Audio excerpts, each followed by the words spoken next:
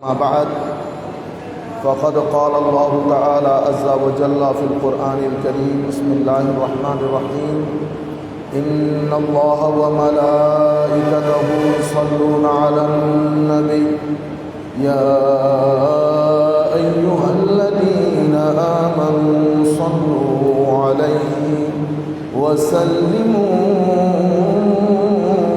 تسليما صل على سيدنا محمد وعلى آل سيدنا مولانا محمد أكبادنا مجروحة من سيف هجر المصطفى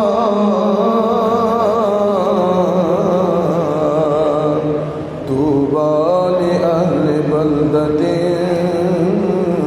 فيها النبي المحتشم اللهم صل على سيدنا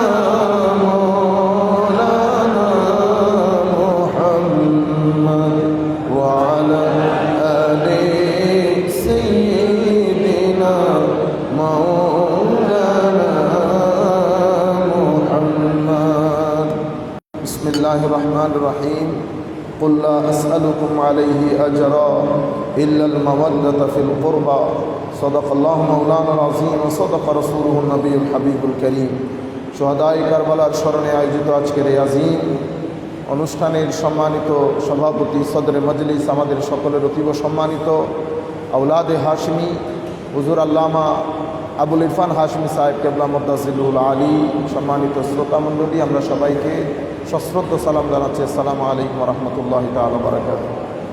আমরা সময় অত্যন্ত সংক্ষিপ্ত, আমি জাস্ট হুজুরের ওয়াদা পূরণ করণার্থে আমরা এখানে অনেক আগে আসার কথা। আপনারা জানেন বাংলাদেশে হঠাৎ করে একটা সংকটময় পরিস্থিতি সৃষ্টির কারণে আমি আল্লাহর মেহেরবানি গাড়ি যখন অনেকক্ষণ দাঁড়িয়ে আছে, পাশে আবার একটা আমাদের এই এলাকার বোধহয় মোটর সাইকেল, উনিও চিনেন, এটা আওয়াজ ছোট করে দেন, একদম ছোট করে দেন। উনিও এলাকা চিনেন, হুজুরকে চিনেন, উনি নিজেই বলতেছেন বল হুজুর আপনি বোধহয় হাশমি সাহেব হুজুরের মসজিদে যাচ্ছেন। আল্লাহ হ্যাঁ আমি দিয়ে দেবো আপনি। আমার জীবনে চতুর্থবারের মতো মোটর সাইকেলে চলছে। যাই হোক, আমি খুব সংক্ষিপ্ত আকারে একটা পয়েন্ট শুধু আপনাদের সাথে শেয়ার করব।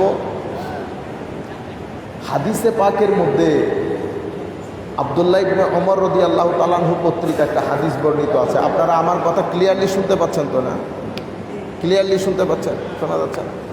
এটা মানুষকে শোনান, বাইরে না। হযরতে আব্দুল্লাহ ইবনে ওমর রাদিয়াল্লাহু তাআলা আনহুকে এক ব্যক্তি, এটা বুখারী শরীফের রওয়ায়াত, ঠিক আছে, এক ব্যক্তি জিজ্ঞেস করতেছেন হুজুর এহরাম অবস্থায় মশা মাছি এগুলা মারা বৈধ কিনা? এহরাম অবস্থায় মশা মাছি মারা বৈধ কিনা? তো হযরত আব্দুল্লাহ ইবনে ওমর রাদিয়াল্লাহু তাআলা আনহু তাকে জিজ্ঞেস করতেছেন আপনি কোন দেশের লোক, কোন এলাকার লোক? মিম্মান আনতা অথবা মিনাইনা আনতা, আমরা ইংরেজিতে বলি ওয়ার আর ইউ ফ্রম। হ্যাঁ, তো উনি বলতেছেন মিন আহলিল ইরাক, আমি ইরাকের অধিবাসী। তখন হযরতে আব্দুল্লাহ ইবনে ওমর রাদিয়াল্লাহু তাআলা আনহু বলতেছেন ফানজুরু ইলা হাযা, এই ব্যক্তির দিকে দেখেন, সে ইরাকের লোক, সে আমাকে জিজ্ঞেস করতেছে এহরাম অবস্থায় মশা মাছি মারা বৈধ কিনা, অথচ তারা আমার নবীর সন্তানকে, কি বলেছেন, নবীর নাতিকে না, সন্তানকে, তারা আমার নবীর সন্তানকে ইরাকের মধ্যে নিয়ে কতল করেছে, ইরাকের মধ্যে নিয়ে কতল করেছে। আমি আমার নিজের কানে শুনেছি, আব্দুল্লাহ ইবনে ওমর বলছেন আমি নিজের কানে শুনেছি আমার নবী আমার নবীর দুই সন্তানের ব্যাপারে বলেছেন হুমা রাইহানাতায়া মিনাদ দুনিয়া, এই দুইজন আমার দুনিয়ার জীবনের দুটি সুগন্ধি ফুলের নাম, দুটি সুগন্ধযুক্ত ফুলের নাম। আমি শব্দ ব্যবহার করেছেন রাইহান। রাইহান উলামায়ে কেরামও জানেন, আমাদের এখানে কিছু গরিবুল হাদিসের কিতাব আছে। গরিবুল হাদিসের মধ্যে কিছু আনকমন শব্দ ব্যবহার হয়েছে, অথবা কিছু শব্দ এমন যার একটা অর্থ প্রচলিত, বাকি চারটা অর্থ সমাজের মধ্যে প্রচলিত নয়। এগুলাকে গরিবুল হাদিস ওয়াল আসর বলে। তো গরিবুল হাদিসের কিতাবের মধ্যে রাইহান শব্দটাকে শব্দের 5টা অর্থ করা হয়েছে। কয়টা অর্থ? 5টা। আমরা 1, 2, 3, 4 কোনোটাতে যাব না, সময় অসম্ভব সংক্ষিপ্ত। আমরা শুধু পঞ্চম অর্থেই যাব আপনাদেরকে বোঝানোর জন্য। হযরত আব্দুল্লাহ ইবনে ওমর বলছেন, আমার নবী এই 2 জনের ব্যাপারে বলেছেন, এই 2 জন আমার রাইহান। রাইহান মানে কি? রাইহান মানে জমি থেকে উৎপাদিত এমন জিনিস যেটা দিয়ে সুগন্ধ বের হয়। তো অনুবাদকরা অনুবাদ করার সময় ফুল লেখেন, কারণ আমাদের কাছে এই যে সুগন্ধ বের হওয়া জিনিস শুধু ফুল, তো আমরা ফুল লিখে দেই রাইহানের অর্থ। আবার এই গরিবুল হাদিসের কিতাবের মধ্যে সুগন্ধিযুক্ত ফুল বাদেও আরও 4টা অর্থ করা হয়েছে। শেষের অর্থ আমাদের আজকে যতটুকুন সময় পাই ওইটা নিয়ে বলব। সুগন্ধি ফুল কেন বলেছে? আজীব বিষয় হচ্ছে, হাদিসে পাকের মধ্যে এসেছে, আমার নবী সাল্লাল্লাহু আলাইহি ওয়াসাল্লাম হাসান এবং হুসেন 2 জনকে যখনই কোলে নিতেন, আমার নবী প্রথমে তাদের শুকে দেখতেন, স্মেল করতেন। জিনিসটা ফিল করে দেখেন, শব্দ দিয়ে বোঝা যাবে না।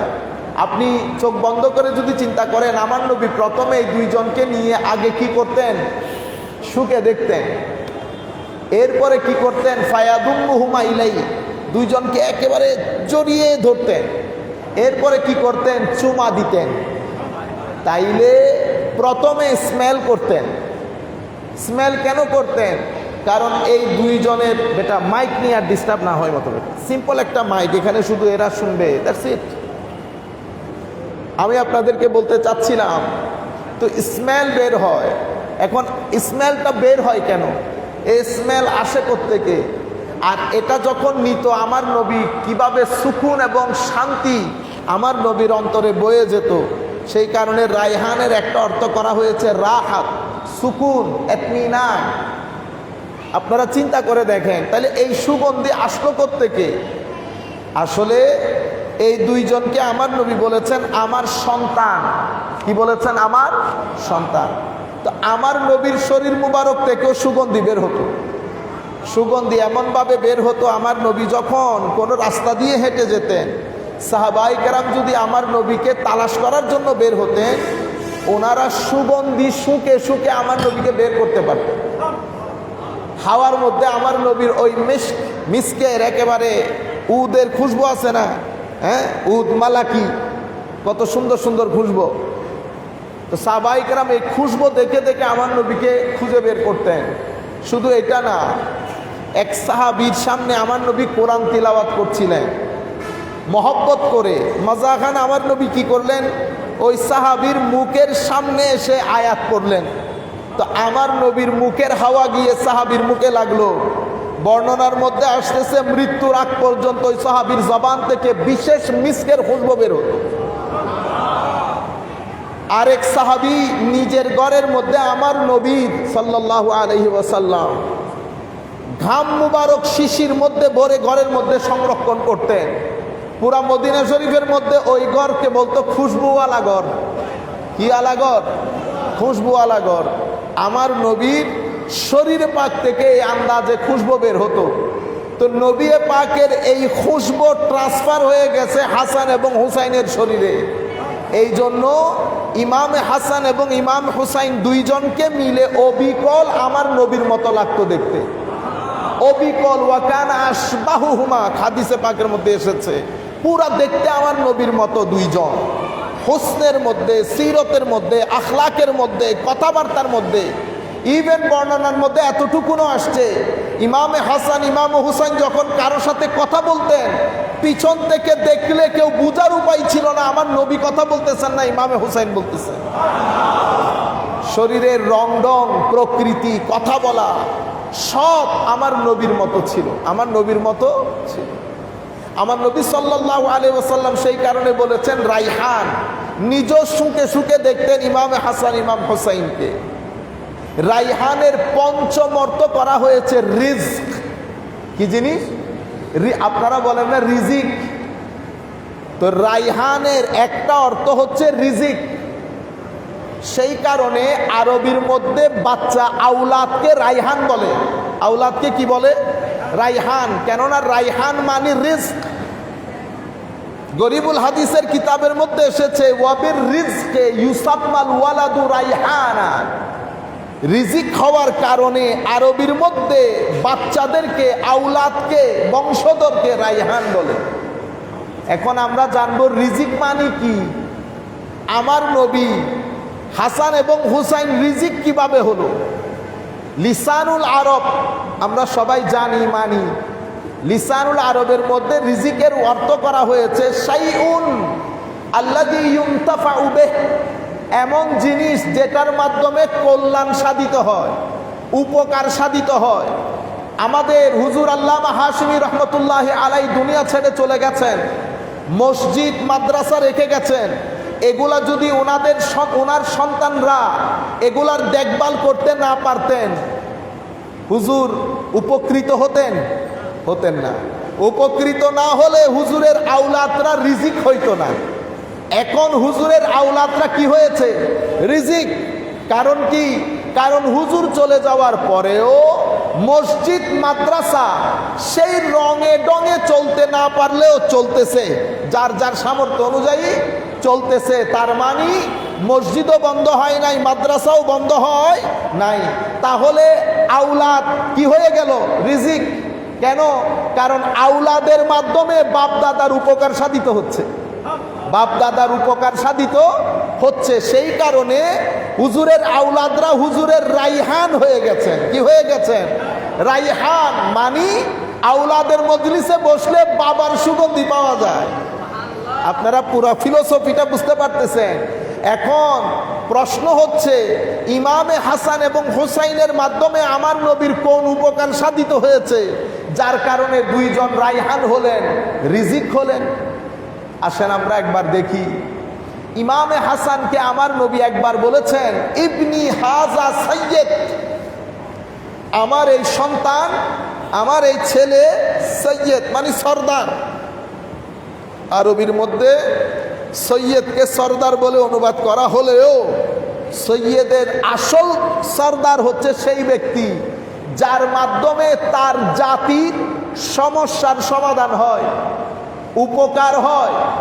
জাতি যখন সংকটময় পরিস্থিতিতে পড়ে উনি সমস্যার সমাধান করে সংকট থেকে বের করতে পারেন। এই বের করতে পারা নেতাকে সৈয়দ বলে।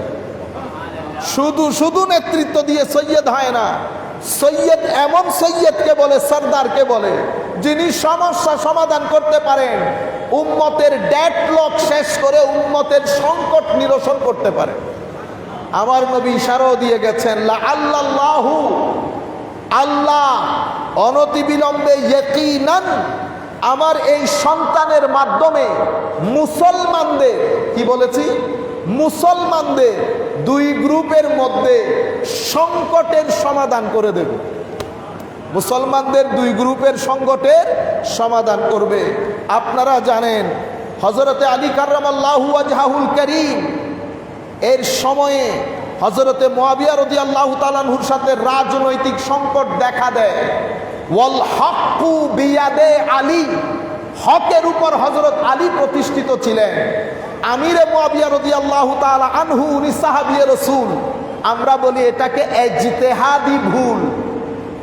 আমরা উলামায়ে কেরাম বলেছেন এই সংকট সামনের দিকে আরো কঠিন থেকে কঠিনতর হয়েছে। ইমামে হাসান রাদিয়াল্লাহু তাআলা আনহু যখন খেলাফতে অধিষ্ঠিত হলেন, উনি তো লেজিটিমেট খলিফা। একদিকে কুফার মধ্যে ইমামে হাসান, অন্যদিকে দিমেশকের মধ্যে হযরতে মুআবিয়া রাদিয়াল্লাহু তাআলা আনহু। বিশাল সংকট দেখা দিল মুসলিম উম্মার মধ্যে। আশ্চর্যের বিষয় হলো ইমামে হাসান যদি সেই দিন স্টেপ ডাউন না করতেন, ক্ষমতা ছেড়ে দিয়ে যদি উনি ওনার ঘরে ফেরত না আসতেন, হয়তো উম্মতে মুসলিমা আজকের দিন পর্যন্ত মারামারিতে লিপ্ত থাকতো। রক্তের বন্যা কেউ ঠেকাইতে পারতো না। উম্মতে মুসলিমার আমার নবীর দ্বীনের বদনাম হতো। আমার নবী হাদিসে পাকের মধ্যে ইরশাদ করেছেন, ধ্বংসপ্রাপ্তি বলেছেন আরবদের। আমার নবী সাল্লাল্লাহু আলাইহি ওয়াসাল্লামের ওই ঘোষণা, পুরা পরিস্থিতি, সবাই মারমুখী। স্বাভাবিকভাবে রক্তের খেলা, রক্তের হোলি খেলা। আমার নবীর উম্মত একটা জায়গায় গিয়ে দাঁড়িয়ে যেত, সামনের দিকে যেতে পারতেন না। আমার নবীর দ্বীনের বদনাম হতো। মুসলমানদের এই সংকটময় পরিস্থিতিতে উত্তরণের কোনো উপায় নাই।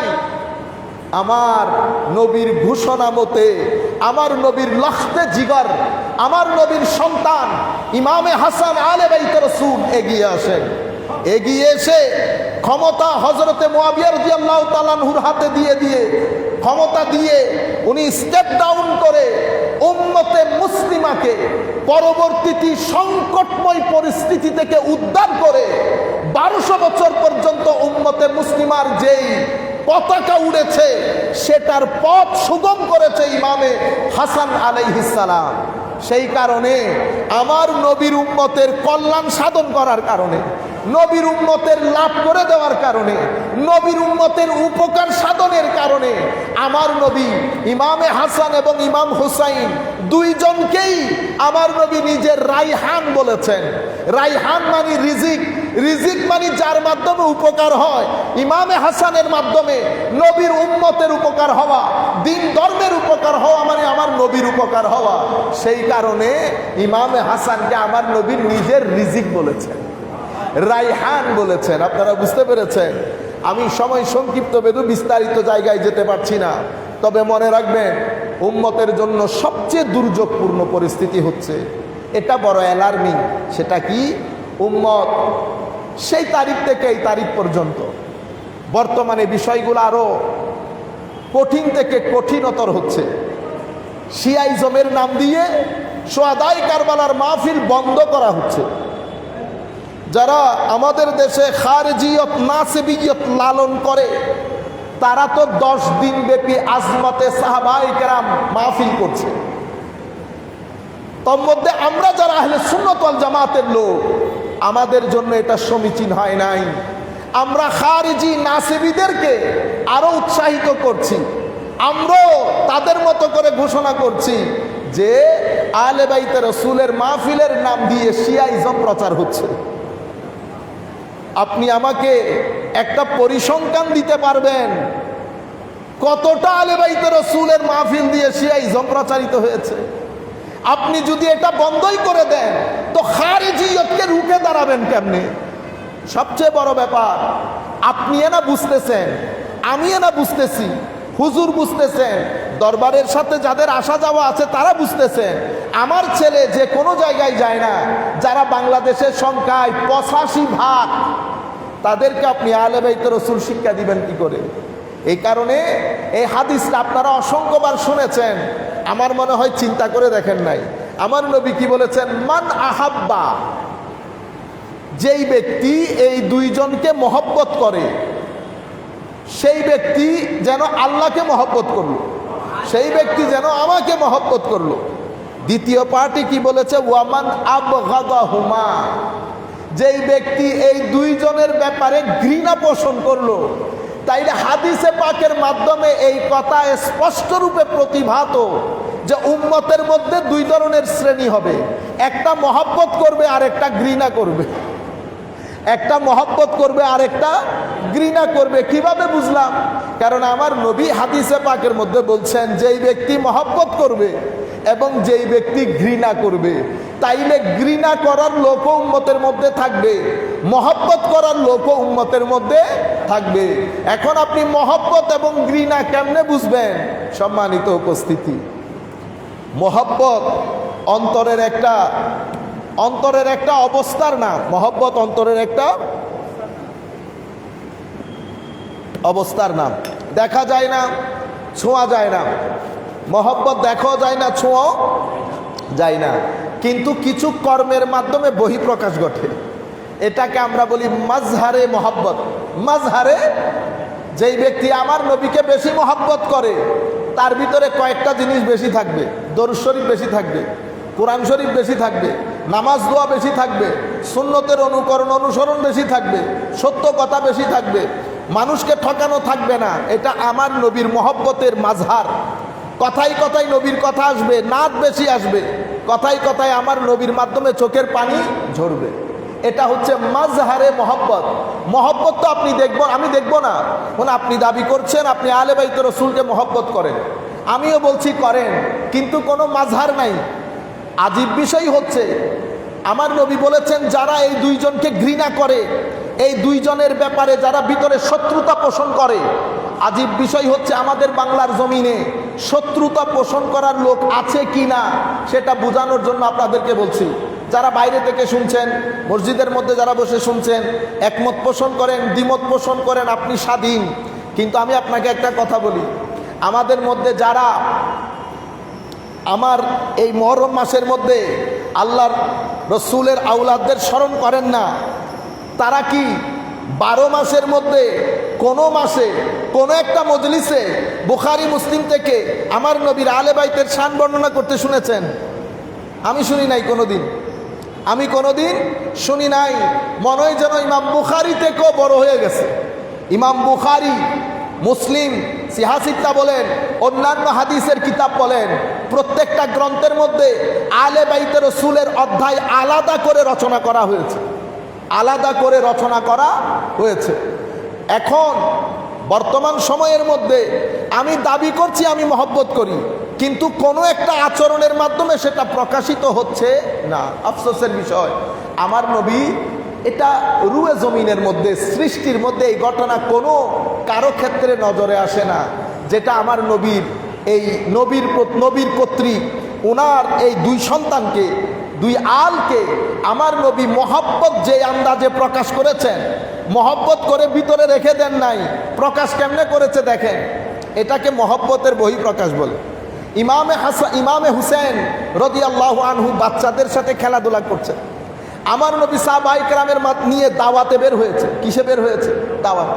দাওয়াতে বের হয়ে আমার নবী যখন ইমাম হুসাইনকে দেখলেন, সাহাবায়ে কেরামকে রেখে আমার নবী হুসাইনের কাছে গেলেন। ছোট্ট হুসাইন বাচ্চাদেরকে নিয়ে, বন্ধুদেরকে নিয়ে খেলছে। আমার নবী ইমাম হুসাইনকে ধরতে গেলে ইমাম হুসাইন একবার ডান দিকে যায়, আবার ডান দিক থেকে ধরতে গেলে বাম দিকে যায়। হাদিসের মধ্যে এসেছে হা হুনা ওয়া হা হুনা, একবার এদিকে একবার এদিকে।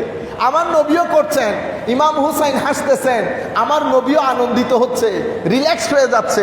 এরপরে আমার নবী ধরেলেন হুসাইনকে, ধরে কাঁধে তুলেছেন, একেবারে জড়িয়ে ধরেছেন, মুখে চুমু দিয়েছেন। চুমু দেওয়ার পরে কি বলেছে জানেন? আল্লাহ, আমি হুসাইনকে মহব্বত করি, তুমিও মহব্বত করো। এটা আজীব বিষয় না? এই জায়গাটা, এই মহব্বতের এই ধরন গঠন অন্য কারো ক্ষেত্রে নজরে আসে না। যাই হোক, ইমামে হাসান রিজিক, আমার বক্তব্যের শেষ পয়েন্ট, ইমামে হুসাইন ও যে রিজিক, কি কারণে আমার নবী কোন উপকার সাধিত হয়েছে? সম্মানিত উপস্থিতি, আমার নবী এই দিন দিয়ে গেলেন আমানতের উপর, আদালতের উপর, শুরার উপর। আমার নবী এই দিন দিয়ে গেলেন। নবী নিজেই বলছেন, লা ইয়াজালু আমরু উম্মতি কাইমান বিল কিসত, আমার রেখে যাওয়া এই সিস্টেম আদালত নির্ভর হবে, ইনসাফ নির্ভর হবে, শুরা নির্ভর হবে। এখানে কেউ দাদাগিরি দেখাবে না। শেষ পর্যন্ত আমার নবী, বুখারী রিওয়ায়াত, আমার নবী বলেছেন, হালাকাতু উম্মতি আলা ইয়াদাই গিলমাত মিন কুরাইশ, কুরাইশের কিছু অবুঝ, কুরাইশের কিছু নালায়েক শাসকের হাতে আমার উম্মত ধ্বংসপ্রাপ্ত হবে, আমার উম্মত ধ্বংসপ্রাপ্ত হবে। সেই নালায়েকদের প্রথম নালায়েকের নাম ইয়াজিদ। এটার উপর মুহাদ্দিসিনে কেরাম একমত, মুহাদ্দিসিনে কেরাম একমত। ফাতহুল বারির মধ্যে ইমাম ইবনে হাজার আসকালানি বিস্তারিত লিখেছেন, ইমাম বদরুদ্দিন আইনি লিখেছেন, মুহাদ্দিসিনে কেরাম লিখেছেন যে যাদের উপর, যাদের মাধ্যমে উম্মত ধ্বংসপ্রাপ্ত হবে তাদের প্রথম ব্যক্তির নাম ইয়াজিদ। প্রথম ব্যক্তির নাম ইয়াজিদ। ইয়াজিদ, আপনারা জানেন পরিস্থিতি কিরকম ছিল। যেই কোনো সময় ডিকটেটরশিপ রাষ্ট্রের মধ্যে পরিস্থিতি এত ঘোলাটে হয়ে যায়, কথা বলার সুযোগ থাকে না, কথা বলার সুযোগ থাকে না। কারণ প্রত্যেকের একটা প্ল্যান থাকে, প্রোগ্রাম থাকে। আমি যদি এখন কথা বলে ফেলি, আপনি আমাকে থানার মধ্যে ঢুকাবেন, যেই হকের বাণী আমি মানুষের কাছে পৌঁছাচ্ছি সেটা বন্ধ হয়ে যাবে। এটার কারণে অনেকে চুপ থাকে, অনেকেই চুপ থাকে। আবার অনেকেই মনে করে আমি কথা বললে বিশৃঙ্খলা তৈরি হবে। আমার নবী হাদিসে পাকের মধ্যে ইরশাদ করেছেন, প্রত্যেক পরবর্তী শাসক, প্রত্যেক পরবর্তী যুগ তার পূর্ববর্তী যুগের চেয়ে খারাপ হবে। সুতরাং এভাবে এই এক একজন এক এক হিকমতের কারণে চুপ থাকে। কি থাকে? চুপ থাকে। কিন্তু সেদিন ইমাম হুসাইন চুপ থাকেন নাই। কেন? কারণ আমার নবী ঘোষণা করেছেন, আমার হুসাইন সিবতুন মিনাল আসবাত। সিন বা ত, সিবতুন অর্থ কি? সিবতুন মানি উলামায়ে কেরাম অর্থ করেছেন যে সিবতুন বলা হয় একটা গোত্রকে, ট্রাইবকে। বাড়ি বলি না আমরা, বাড়ি বাড়ি।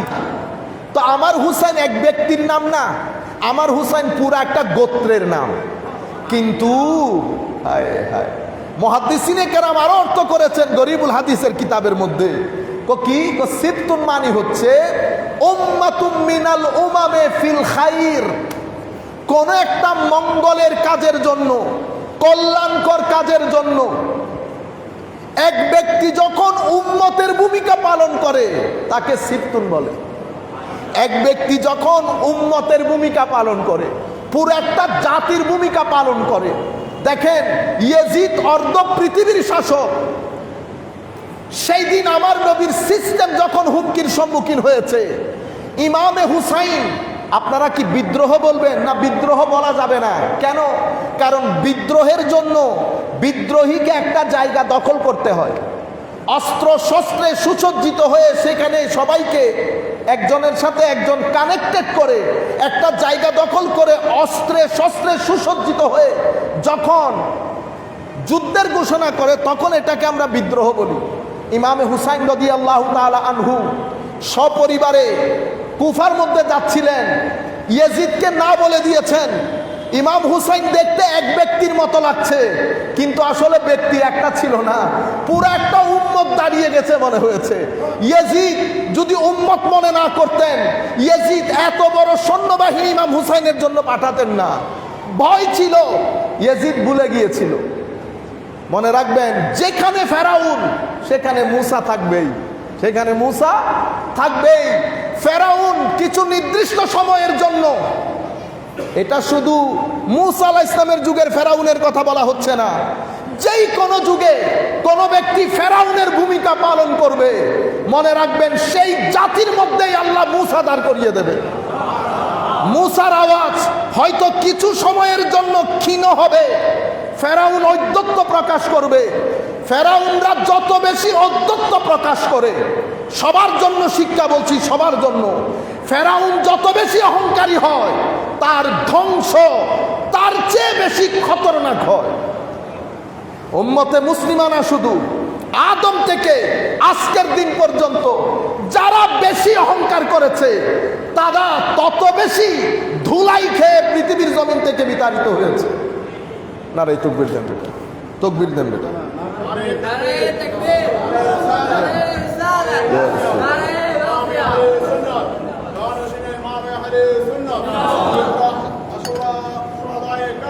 জিন্দাবাদ।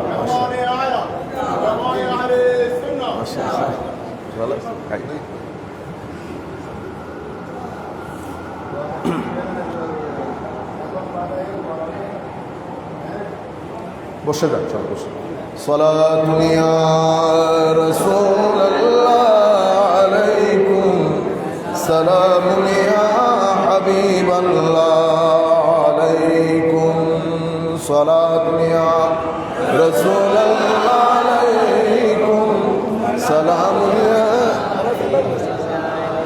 সম্মানিত উপস্থিতি, তা আমি আপনাদের, এটা আপনারা মাথায় রাখবেন, যেখানে নমরুদ সেখানে ইব্রাহিম আলাইহিস সালাম থাকবে। বুঝতে পেরেছেন? নমরুদ এবং ফেরাউনরা কিছুদিনের জন্য অত্যাহংকারী হয়, কিন্তু সেটা দীর্ঘস্থায়ী হয় না। ঠিক সেভাবে যেখানে ইয়াজিদ সেখানে হুসাইন, যেখানে ইয়াজিদ সেখানে হুসাইন। ওয়াকাযালিকা জাআলনা ফি কুল্লি কারিয়াতিন আকাবিরা মুজরিমিহা। প্রত্যেক গ্রামের মধ্যে এরকম একটা ইয়াজিদ তার করায় আল্লাহ। যেখানে ইয়াজিদ থাকবে সেখানে হুসাইনি আওয়াজ থাকবে। মনে রাখবেন, হুসাইনি এটা একটা আদর্শ, এটা আমার নবীর আদর্শ। এটার পিছনে মানুষ কয়জন ডাজন্ট ম্যাটার, এটা আদর্শ, এটার কোনো মৃত্যু নাই। এটাকে আপনি কোন রকম ধামা চাপা দিয়ে রাখতে পারবেন না। আল্লামা ইকবাল বলছে, বাস বাত ইতনা হি হ্যায়, ইয়াজিদ থা হুসেন হ্যায়। বলে কথা শুধু এতটুকু, ইয়াজিদরা, ফেরাউনরা, নমরুদরা ছিল, ওয়ান্স আপন এ টাইম ছিল, কিন্তু বর্তমানে কোনো অস্তিত্ব নাই। সেদিন অর্ধ পৃথিবীর শাসক ইয়াজিদ, মানুষ জানেও না কোন গর্ত কুড়ে কোন গর্তে তাকে পুতানো হয়েছে। ইমামে হুসাইন আলাইহিস সালাম আজকের দিন পর্যন্ত যেখানে মস্তক মুবারক সেখানে উম্মতে মুসলিমার ঢল। এটাই হচ্ছে এটা করে কি করা হয়েছে? সেই দিন আমার নবীর সিস্টেম যখন ধ্বংসের মুখে, ইমামে হুসাইন যদি না দাঁড়াতেন সিবতুন মিনাল আসবাত হিসেবে, উম্মতে মুসলিমা একটা মহান সংকটে পড়ে যেত। এক হুসাইনের ইন্তেকাল, শাহাদাত, আজকের দিন পর্যন্ত সাইয়েদনা ইমামে হুসাইনের কথা বলে তরুণ প্রজন্মের অন্তরে আমরা ইমান, ইশক, মহব্বতের ঢেউ তোলা হচ্ছে ওই ইমাম হুসাইনের শাহাদাতের কারণে। সেই কারণে নিজে শহীদ হয়ে আমার নবীর উম্মতের উপর, দ্বীনের উপর একটা অসম্ভব কল্যাণ করে আমার নবীর উপকার সাধন করেছে বিধায় আমার নবী এই দুইজনকে রাইহান বলেছেন। রাইহানের 5 অর্থের এক অর্থ বলেছে রিজিক। রিজিক মানে যেটার মাধ্যমে উপকার হয়, এই দুইজনের মাধ্যমে আমার নবীর উম্মতের উপকার সাধন হয়েছে বিধায় আমার নবী এই দুইজনকে রাইহান বলেছেন। আমি আর কথা দীর্ঘায়িত না করি, আল্লাহ রাব্বুল আলামিন আপনাদের হামি ও নাসির হোক। আল্লাহ রাব্বুল আলামিন আমাদেরকে রক্ষা করুক। বর্তমানে বাংলাদেশে যে সংকটময় পরিস্থিতি তৈরি হয়েছে, আল্লাহ রাব্বুল আলামিন এই সংকটময় পরিস্থিতি থেকে আমাদেরকে উদ্ধার করুন। যেই ছেলেগুলা শহীদ হয়েছে, মারা গেছে, মাওলাই করিম তাদেরকে ক্ষমা করে শাহাদতের দরজা দান করুক। ছেলেগুলা পড়তে এসেছে, প্রত্যেক মা বাবার সন্তান আছে, আমরা প্রত্যেকে নিজের সন্তান হিসেবে খেয়াল করি। যারা মারছে তারাও আমাদের সন্তান, যারা মরছে তারাও আমাদের সন্তান। যিনি মারছেন তিনিও জানেন না তিনি কেন মারতেছেন। বন্ধ করেন এগুলা। একজন খেয়ে যাচ্ছে, আপনি না খেয়ে লাফালাফি করছেন। আল্লাহ রাব্বুল আলামিন আমাদের হামি ও নাসির হোক। এমনিতে মন মানসিকতা ভালো ছিল না কথা বলার মতো। যাই হোক, যতটুকু আল্লাহ তৌফিক দান করেছেন। আসসালামু আলাইকুম ওয়া রাহমাতুল্লাহ। যাইতে